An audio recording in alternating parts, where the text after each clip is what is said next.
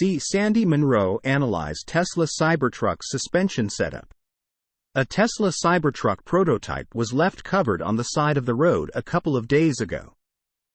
And someone stopped and took some pictures of the suspension components, sending them to Electrek. After the blog published the images, well-known vehicle teardown expert Sandy Munro made a video in which he analyzes the all-electric pickup truck suspension setup. Embedded above, the 13-minute-long presentation shows an independent front suspension with aluminum front lower control arms, as well as an air suspension strut. The reason for using aluminum at the front is that in case of a crash, aluminum cracks, allowing the wheels to detach, while steel bends and keeps the wheel in its place, which can lead to impact forces being translated into the cabin. An interesting thing is the presence of a carbon fiber shield underneath the front part of the battery pack, supplemented by a steel undercarriage. The two teardown experts speaking in the video theorize that it could be a more cost-effective way to do things, compared to a regular steel or aluminum tray, if the production volume is high enough. At the back, there's also an independent suspension setup with air struts.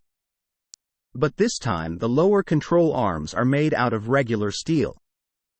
Additionally, there's a ball joint in the wheel hub area, confirming that the Cybertruck has rear-wheel steering capabilities, as shown in previous leaked videos. Sandy Munro goes on to say that this particular setup is a perfect application of a steel suspension arm, as it's relatively lightweight as well as very cheap and easy to manufacture. As for the air suspension, the strut has the Tesla logo on it and a metal shield to protect the airbag underneath. But as Munro says, it looks very similar to all the other air struts used in vehicles made by other brands, such as the Rivian R1T.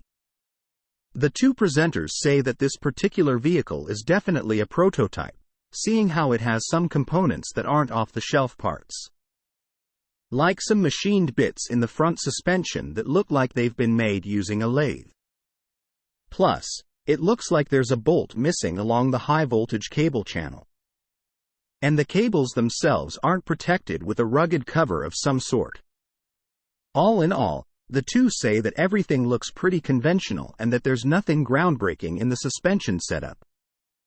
However, at one point in the video, clues about Tesla's gigacasting techniques are visible, which is something no other carmaker uses at the moment.